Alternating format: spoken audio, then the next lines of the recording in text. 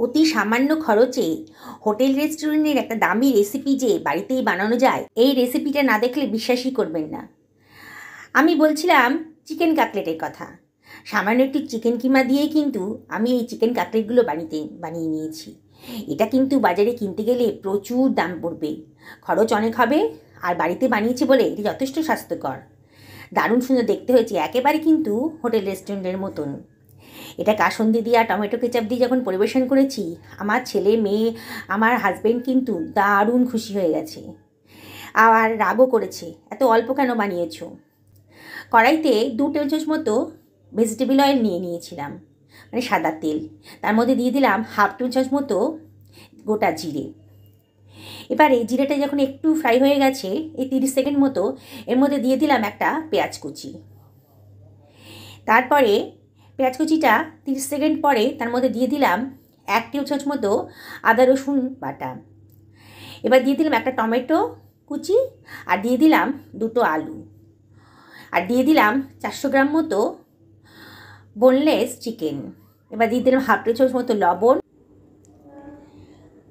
দিয়ে দিলাম 1/2 টেবিল চামচ মতো হলুদের গুঁড়ো, 1/2 টেবিল চামচ মতো জিরের গুঁড়ো, 1/2 টেবিল চামচ মতো ধনের গুঁড়ো, আর 1 টেবিল চামচ মতো লঙ্কার গুঁড়ো।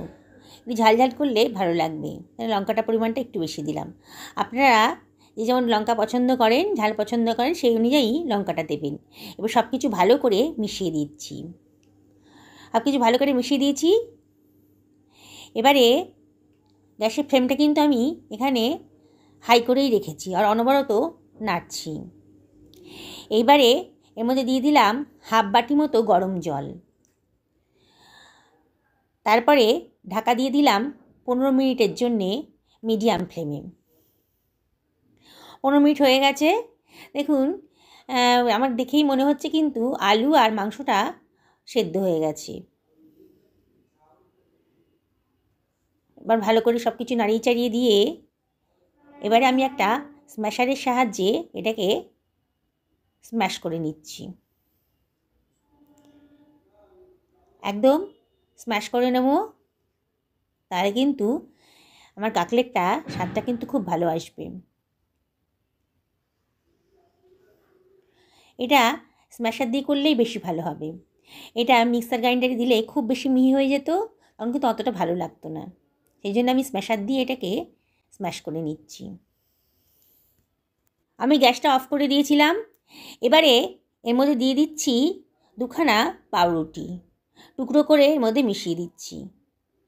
আবার গ্যাসটাকে লো ফ্লেমে ধরিয়ে দিচ্ছি, দিয়ে সব কিছু আবারও ভালো করে মিশিয়ে নেব। পাউরুটিটা আর মাংসের কিমাটা যাতে সব কিছু ভালো করে মিশে যায়, পাউরুটিটা দিয়েছি বাইন্ডিংসের জন্যে। এখানে আপনারা ব্রেড ক্রাম্বসও দিতে পারেন, পাউরুটির বদলে ব্রেড ক্রাম্বসও দেওয়া যেতে পারে। এবার আবারও সব কিছু ভালো করে মিশিয়ে নিলাম। এখন গ্যাসের ফ্লেমটাকে আমি লোতে রেখেছি। দেখুন আমার ডোটা কিন্তু বেশ টাইট হয়ে এসছে। এবার আমি গ্যাসের ফ্লেমটা অফ করে দেব, দিয়ে এটাকে আমি ঠান্ডা করতে দেব। এটা দারুণ সুন্দর খেতে হয়, খুব দামি রেসিপি, খুব অল্প খরচে কিন্তু হয়ে যায়। এবার ঠান্ডা হয়ে গেছে, একটা থালার মধ্যে নিয়ে নিয়েছি। এর মধ্যে দিয়ে দিলাম 2খানা পেঁয়াজ কুচি, আর দিয়ে দিলাম খানিকটা কাঁচা লঙ্কা কুচি, আর দিয়ে দিচ্ছি খানিকটা ধনেপাতা কুচি। ধনেপাতাটা দিলে খুব সুন্দর একটা টেস্ট আসে।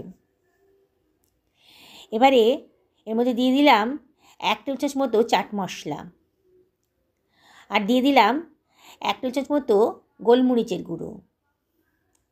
খুব সুন্দর একটা টেস্ট আসবে এগুলো দেওয়ার ফলে। তার মধ্যে আমি দিয়ে দিচ্ছি কিচেন কিং মশলা। আপনাদের বাড়িতে যদি কিচেন কিং মশলা না থাকে তাহলে আপনারা গরম মশলাও ইউজ করতে পারেন। আবারও সব কিছু ভালো করে মাখিয়ে নিচ্ছি। দেখুন আমার ডোটা কিন্তু বেশ টাইট হয়ে এসছে, সব কিছু ভালো করে মাখিয়ে নিয়েছি। এবার হাতের মধ্যে একটুখানি অয়েল গ্রিস করে নেব। প্রথমে ভালো করে সব কিছু মাখিয়ে নেব, অয়েল গ্রিস করে এবার একটা করে গোল গোল লেচির মতো কেটে চ্যাপটা করে আমি একটাকে শেপ দিয়ে দিচ্ছি। আপনারা যে কোনো শেপেই দিতে পারেন, তবে কাটলেট বলে আমি এটাকে একটা চৌকো শেপের আকারে গড়ে নিচ্ছি। কাকলেট সাধারণত চৌকো শেপে কিংবা ওভাল শেপে দেখতেই ভালো লাগে। এইভাবে আমি সবগুলোকে বানিয়ে নেব। হাতে অয়েল গ্রিস করে একটু অয়েল লাগিয়ে নেব, নিয়ে তারপরে গোল গোল করে বলের মতো করে তারপরে চ্যাপটা করে চৌকো চৌকো আকারে গড়ে নিচ্ছি। বন্ধুরা, আপনার বাড়িতে এটা ট্রাই করবেন, একদম সোজা, বিগিনার্সরাও এটা সহজেই বানাতে পারবেন। এত দামি একটা রেসিপি খুব অল্প খরচেই কিন্তু বাড়িতে বানানো যাবে, আর খেতেও কিন্তু অসাধারণ হয়। একটা ডিম ফাটিয়ে নিলাম, এর মধ্যে দিয়ে দিচ্ছি 1 চামচ মতো কর্নফ্লাওয়ার বাইন্ডিংসের জন্যে, আর দিয়ে দিলাম হাফ বাটি মতো দুধ, আর দিয়ে দিলাম সামান্য পরিমাণ লবণ, এই 1/4 টেবিল চামচ মতো, 1/4 টেবিল চামচ মতো লঙ্কার গুঁড়োও দিয়ে দিলাম টেস্টের জন্যে। এবার সব কিছু ভালো করে মিশিয়ে নিচ্ছি, খুব ভালো করে মিশিয়ে নেব। এবার বিস্কুটের গুঁড়ো নিয়ে নিয়েছি খানিকটা, তার মধ্যে একটু সামান্য পরিমাণে লবণ আর একটু লঙ্কার গুঁড়ো দিয়ে দিলাম। এটা দিলে পরে খুব সুন্দর একটা টেস্ট আসবে। লঙ্কার গুঁড়ো আর লবণটা দিয়ে দিয়েছি, ভালো করে মিশিয়ে নিয়েছি। এবার আমার গড়ে রাখা কাকলেটগুলোকে আমি প্রথমে ডিমের গোলায় চুবিয়ে তারপরে বিস্কুটের গুঁড়োতে দিয়ে দিলাম। আবার বিস্কুটের গুঁড়ো ভালো করে চেপে চেপে দিয়ে দিচ্ছি, দেখুন ভিডিওতে যেমন দেখাচ্ছি। একটা কোটিং হয়ে গেছে। এবার আবারও আমি এটাকে ডিমের গোলায় চুবিয়ে নেব, নিয়ে আবারও বিস্কুটের গুঁড়োর মধ্যে দিয়ে এপিট ভালো করে বিস্কুটের গুঁড়োর মধ্যে মাখিয়ে নিচ্ছি। এটা 2 হাত ইউজ করবেন, নাহলে বিস্কুটের গুঁড়োর মধ্যে কিন্তু ডিমের গোলার জলটা পড়লে পরে বিস্কুটগুলো শক্ত হয়ে যাবে, তখন আর পরে ইউজ করতে পারবেন না। তাই 2 হাতই ব্যবহার করবেন। এইভাবে আমি সমস্ত কাকলেটগুলোকে রেডি করে ফেলবো। এবার কাকলেটগুলোকে সুন্দর করে শেপ দেওয়ার জন্যে আমি একটা ছুরি ব্যবহার করেছি। দেখুন, ছুরিটাকে সাইড করে করে দিয়ে আমি সুন্দর একটা শেপ নিয়ে আসার চেষ্টা করেছি। আপনারা যে কোনো শেপই করতে পারেন, বললাম কাকলেট বলে একটু ওভাল শেপের কিংবা একটু স্কোয়ার শেপের হলে ভালো লাগে। এইভাবে সমস্ত কাকলেটগুলো আমি রেডি করে ফেলেছি। দেখুন, এটা ফ্রিজে মিনিট 15 রাখলে পরে খুব ভালো হয়। হাতে সময় থাকে যদি, তাহলে ফ্রিজে রেখে দেবেন। এবার একটা ফ্রাই প্যানের ভেতর প্রয়োজন মতো তেল নিয়ে নিয়েছি। আপনারা যে কোনো তেল ইউজ করতে পারেন, আমি এখানে সয়াবিন তেল ইউজ করেছি।